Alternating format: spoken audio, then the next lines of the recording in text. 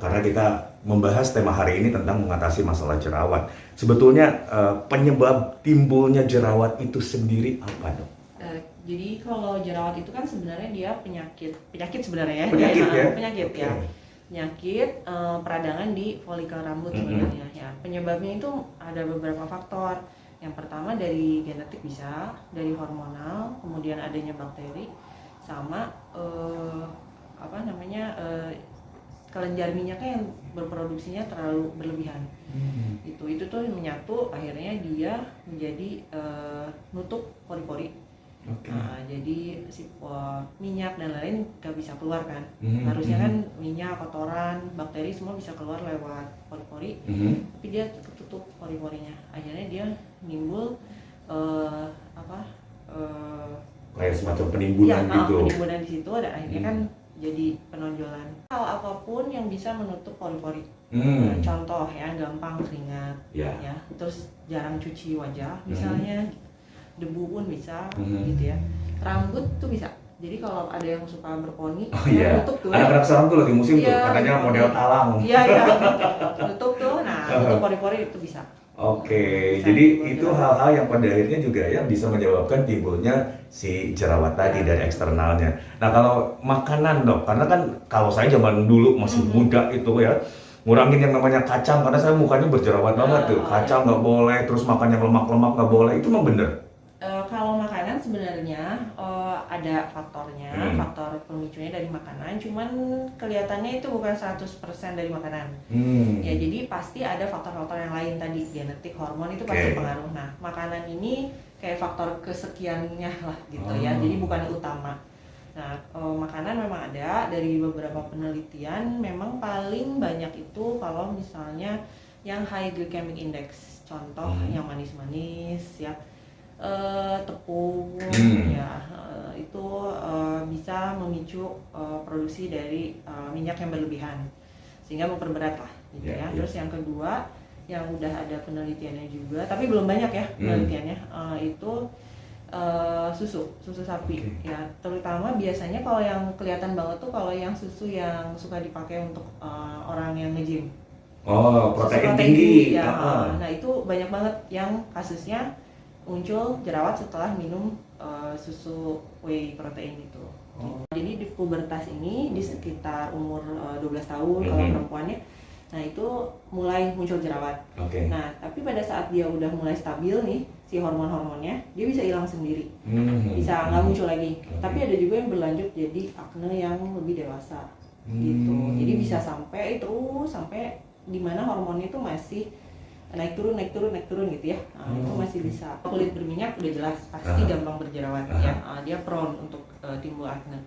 Nah, tapi kalau misalnya ke arah penuaan ya, kulit yang berminyak itu sebenarnya lebih lama kelihatan penuaannya, karena selain minyak biasanya dia hidrasinya cukup baik di dalam kulitnya gitu ya. Sebenarnya hal yang pertama adalah pengobatan yang tepat sebenarnya ya. Terus memang di luaran juga udah banyak informasi-informasi, tapi ada juga informasi yang salah gitu. Jadi memang sebaiknya, kalau saya sarankan, seberat apapun jerawatnya, seringan apapun, sebaiknya konsultasi ke dokter kulit. Ini kan beredar banyak tuh yang sampai SPF berapa gitu. Kita sih pengennya SPF tinggi gitu ya, karena bisa sampai 50 gitu. Dipikirnya lebih aman. Emang perlindungannya seperti itu, sebetulnya berapa yang dibutuhkan? Sebenarnya kalau untuk yang kita biasa ya sehari-hari lah 30 itu cukup. 30 itu cukup sebenarnya ya, tapi memang pemakaiannya yang diulang. Gitu. 30 itu cukup. Nah, kalau bisa sih jangan di bawah. Soalnya suka ada yang misalnya bedak nih, ada SPF 15 gitu ya. Kurang, tambah aja sama sunscreen yang dioles. 30 cukup sebenarnya. 30 cukup ya. Ketika kita pakai yang 50 nggak masalah juga sebenarnya? Sebenarnya nggak masalah, cuman untuk beberapa orang, terutama yang untuk acne prone yang suka jerawatan, suka timbul jerawat sebenarnya. Karena kan dia lebih thick ya, lebih tebal. Tebal ya. Lebih tebal. Jadi penggunaannya tipis-tipis aja? Sebenarnya ada caranya sih penggunaannya. Gimana tuh? Itu two finger tips. Jadi dua ya. itu misalnya kayak odol ya, kita keluarin jari penuh segini sama 2 itu untuk muka dan leher. Jadi kalau untuk wajah aja mungkin satu 1,5 cukup. Oke, leher jangan lupa. Leher jangan lupa. Itu Karena yang nanti sering kulitnya glowing, dilupakan. lehernya tumpuk. Iya, suka aneh gitu ngeliat Iya. orang, mukanya siang, lehernya malam. Oh, ya. Itu juga bisa. Siang malam doang. Iya. Kecuali kalau kita misalnya memang mau outdoor kayak ke pantai atau ke kolam renang gitu, itu sebadan-badan ya dok? Iya, pokoknya nggak ketutup sama baju. Itu harus ya. Harus. Jadi penggunaan sunscreen ini sesuatu yang wajib sekarang ini. Wajib, ya. Oke, nah kita kan sudah juga di aware sama si produk-produk ini bahwa ketika kulit kita tidak terlindungi oleh matahari ultraviolet ya, Ya. itu penyakit-penyakit yang timbul Oh, banyak. boleh disebutkan dok?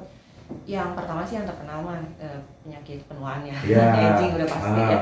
Agingnya ini banyak flek hitam, terus ada suka yang titik-titik coklat kita bilang keratosis, terus ada pembuluh darahnya jadi lebih jelas, jadi dia suka merah-merah wajahnya, keriput udah jelas, Ya. lebih dini terjadi gitu. Kemudian yang kita sangat hindari itu adalah kanker kulit gitu ya. Memang. Nah, untungnya kita tuh memang pigmennya lebih banyak. Jadi sistem perlindungan kita terhadap paparan matahari yang membuat menjadi kanker kulit itu kecil. Jadi istilahnya angka kejadian di kita dibanding orang Kaukasian itu kita lebih rendah kanker kulitnya ya, terutama melanoma. Cuman memang ada beberapa kasusnya, terutama yang misalnya dia pekerjaannya harus terkena paparan matahari yang secara terus-menerus. Oke, tiap hari kena ya. Tiap hari, terus dia tidak pakai pelindung misalnya, gitu kan. Biasanya sih yang petani, pelaut, gitu ya. Nah itu kan kadang mereka suka ya buat apa mungkin yang pakai Iya, sunscreen kerja mau kerja aja gitu. Kerja aja gitu. Nah itu paling sering di situ. Oh, bekas jerawat, tadi bopeng misalnya. Ada penanganan apa dok? Karena lagi-lagi ini juga kaitannya dengan psikologis. Ya, ada penanganannya, tapi memang butuh ketelatenan, kesabaran ya. Terus mungkin butuh banyak treatmentnya gitu. Tergantung dari jenisnya sebenarnya. Jadi bopeng pun ada macam-macam jenisnya. Ya, ada yang dia kayak titik gitu ya, titik tapi dia dalam. Nah, terus ada juga yang bopengnya tuh nggak rata, bikin kulit nggak rata. Ada yang lain lagi gitu. Nah itu masing-masing sebenarnya penanganannya berbeda. Intinya adalah biasanya kita karena dia adalah penyembuhan luka yang tidak sempurna intinya gitu ya. Jadi kita bikin luka lagi sebenarnya gitu. Biasanya paling sering adalah microneedling. Microneedling itu seperti kita gampangnya mah kayak kita hamplas lah kulitnya ya. Diratakan dibikin luka. Nah, kenapa dibikin luka lagi? Karena dengan adanya luka yang terkontrol ya, kita bikin luka terkontrol, akhirnya ada growth factor atau semacam zat yang bikin si penyembuhan luka itu bagus. Nah, itu dirangsang oleh luka sebenarnya.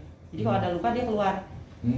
Jadi kalau misalnya ada luka dia keluar, akhirnya dia bikin penyembuhan luka yang lebih bagus gitu. Jadi luka lama jadi lebih bagus gitu. Kalau merawat kulit yang secara umum yang harus dilakukan ya, kalau misalnya dia tidak ada masalah di kulitnya, yang pertama adalah cuci wajah dengan produk yang sesuai dengan jenis kulitnya, tidak boleh lebih dari 3 kali sehari. Kemudian penggunaan moisturizer, ya penggunaan moisturizer ini pagi dan malam, dan yang terpenting adalah penggunaan sunscreen yang diulang. Sedikit info untuk pendengar Trijaya, jadwal praktek Dr. Hani di Poli Eksekutif Hermina Arca Manik di hari Senin sampai dengan hari Jumat pukul 16 sampai dengan pukul 18, kemudian di hari Sabtu jam 15 sampai dengan pukul 16. Informasi pendaftaran pendengar Trijaya bisa menghubungi call center di 15488 serta bisa download Hermina Mobile App dan follow Instagram kami di @rsu Hermina Arca Manik.